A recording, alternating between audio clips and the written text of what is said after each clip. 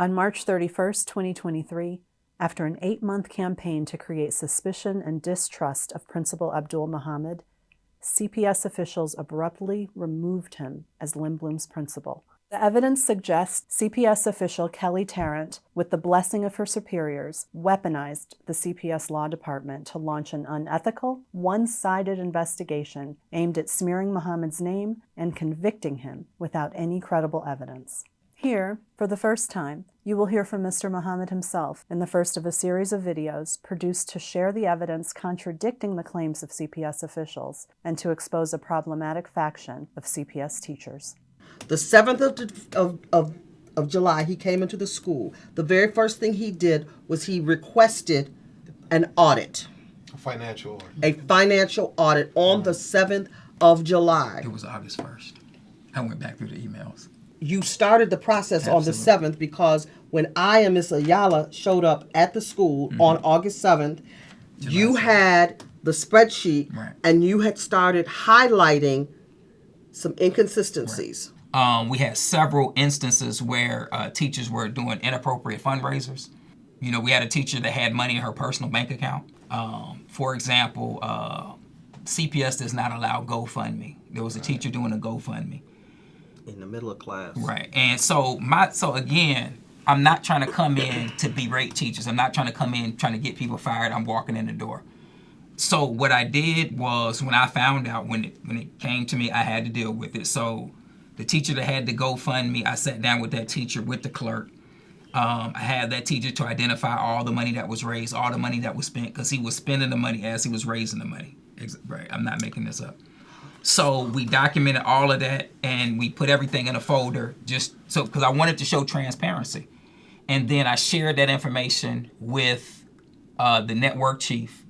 And I also put it in Aspen as an incident, right?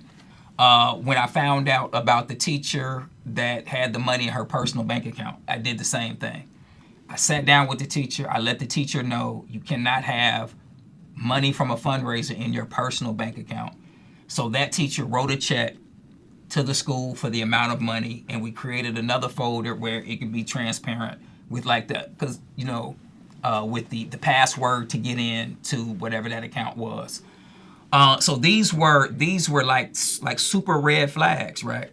That I was dealing with. So there was resistance. You would think that somebody who just didn't write you up and let you get fired, that people would be like, look, but the fact that I was even addressing what was clearly in violation of CPS policy just led to more resistance to me.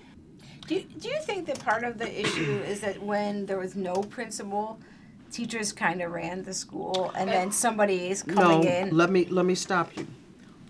When there was Alan Mather, when there was Wayne Beavis, it was understood that there are a lot of liberties are going to be given to these teachers. They're little privileged people, and they are due these privileges. When money was taken home and put in one's account, that's called theft. So coming in the door of Lindblom, all I was trying to do was put structures in place that wouldn't get everybody fired, including myself, right? And so because I was putting those structures in place, you had teachers that were offended, and some of the teachers whose actual jobs I saved. What are the names of these people? I'm serious. What are the names of these people? I don't know, brother. See, this is why I asked. Even after these people came after you and your job, you're still protecting them. But that's him. We've always said over and over and over, Mr. Muhammad, please let us know. Let us run interference. But even in the meetings, I've even made a statement. I said, you know what? And I've told some teachers directly in the hallways that we've been discussing matters. I said, you know what? I said, I don't care what you feel about this gentleman. I said, he has never thrown anyone under the bus. Never. All the situations that he's just discussed, he has never thrown anyone under the bus, even when they come and attack him during the meetings that we have. You're Even doing has for he them said. what CPS management should be doing for you, you. when you actually do make a mistake, Right. right? You didn't launch a full-scale investigation and call HR. You, as a supervisor, sat down with them and tried, knowing that they probably hadn't been taught the right way to Right, do absolutely. things. Right. They could have been fired for it, but these people haven't been taught the Right, right way. absolutely. So you sit down with them and teach them the right way. And they You come make back a here. mistake, they get the OIG, they get the law department, they get the Office of Network Supports to come in and investigate every single thing. And no one sits down with you No. to go over and try and help you with whatever this mistake And- was or could be. Muhammad did report the teacher to La Rosa, but La Rosa did not recommend any discipline. Despite the fact that these teachers had no problem directing false attacks at Principal Abdul Muhammad, Muhammad himself seemed to operate with the default of correcting people rather than punishing them. Even after having his livelihood snatched away by CPS officials with the aid of these teachers, Muhammad's first instinct was to protect those teachers from the worst of the outrage that would result if the public really understood how far they sunk to smear his name. Eventually, we were able to convince Muhammad to name names on camera, and the first name was Christina Davis. The third incident was dealing with our financial incident, was dealing with our sporting event. So it was football season. I'm leaving the school one day, and I hired a person who was a retired athletic director. And the reason I hired that person is because any principal knows that there's 3 areas that principals will get in trouble. Special education. The other area is finance, money. So I hired an operations manager to deal with the money. Lindblom has 1,400 students. Never had an operations manager. The clerk was doing all of that. So the clerk was doing all the operations manager stuff, and it wasn't being done efficiently. And then the third area where principals really get messed up is in athletics, because if you don't have a really good, strong athletic director, then all types of stuff like we saw at Lincoln Park and other schools, those things can Right. happen. So I came in the door knowing the 3 areas that are areas that principals need good people in. So I didn't know the athletic director there, but I had a colleague that I worked with for like 25 years who's retired and was the athletic director. So I brought him on as just an advisory role. So I'm walking out of the school one day in September, and he just casually says to me, did you get the report of the money from the homecoming football game? And if he wouldn't have said, I would have never asked for the report. So I think the next day I asked for the financial report from the homecoming football game. And I didn't get it that I got it maybe within a couple of days, right? But then I asked for the reports for all the previous games where we sold tickets and I never got a financial report for, right? The money was not being turned in. The money from the football games was not being turned in. And the athletic director had the money and didn't turn it in. So But where was the money?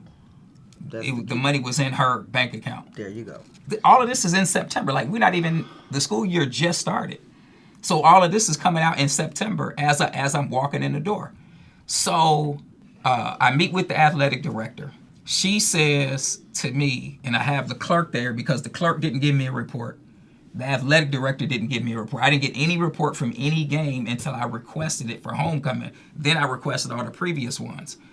So I asked her, I said, well, where is the money? She says, well, I came to the game and I brought my own bank to give change. And because I brought my own bank, I said, okay. And I'm trying to explain to her, I said, okay, well, if you brought your own bank and you sold one ticket for $5, that $5 still should have been turned in. And I asked the clerk, was any money turned in? The clerk is like, no money was turned in. So the athletic director at that time, and I have the emails, leaves the meeting still saying that that's her money. That's my money because I brought this money to give change. That's my money. That was on a Friday. She emails me Saturday and says, I understand what you're saying. In so many words, I'll have the money for you on Monday from the game. So she brings some, I don't know, like I can't verify because there's no records. I can't, like, you can give me $10 and say this is all we sold. So I can't verify it because there's no records to verify. So the athletic director, Christina Davis, puts school funds in her personal bank account and then tries to argue that she should keep all of the money because she used her own personal money to give change. A 10-year-old child knows that if she brings $200 to a game to give change for ticket sales and she ends up with $914, then $714 should go back to the school. So there's only two conclusions we can come to. This teacher either attempted to get away with stealing money from a school fundraiser, or she doesn't possess an understanding of math that we could reasonably expect from a 10-year-old. What we have to understand is that this person, who appears to have stolen money from a CPS school and then got upset with the principal for putting procedures in place to prevent her from stealing more money from that same school, is one of the key witnesses that CPS officials like Kelly Tarrant and Devin LaRosa used to railroad and smear the name of the only person who seems to have any integrity in this entire scenario. When we surveyed Lindblom parents about Muhammad, LaRosa's boss, Felicia Sanders, sent out 2 desperate emails to discourage parents from completing our survey. Sanders is not the only high-level official implicated in this plot. The fact that 3 different CPS departments were involved in the scheme indicates that Muhammad was targeted by someone who could direct all 3 offices. The only official in the chain of command for all 3 of these departments is the CEO, Pedro Martinez. Several of Martinez's subordinates maligned the black principal who was enforcing their policies, while they emboldened the white teachers who were breaking their policies. This isn't the first time these officials have railroaded and smeared the good name of a principal and upended an entire school community in the process. What was done at Lindblom was done at Dunbar to Principal Gerald Morrow, was done at Tubman to Principal Kimberly Gibson, at Leland to Principal Jamaica Nelson, and to at least 6 black principals in the last 9 months. It seems as if CPS management was in such a rush to get rid of as many black principals as possible that they got sloppy and left a trail. That trail is filled with evidence of unethical, immoral, unconstitutional, and illegal attacks, not just on principals, but on their schools. We have to unite behind Muhammad and all the other principals who were targeted by these officials. Then we have to launch a campaign to hold the perpetrators accountable. It starts with LaRosa, Williams, Ford, and Tarrant, and it ends with the CEO himself. Thank you for watching. There's a lot more to come.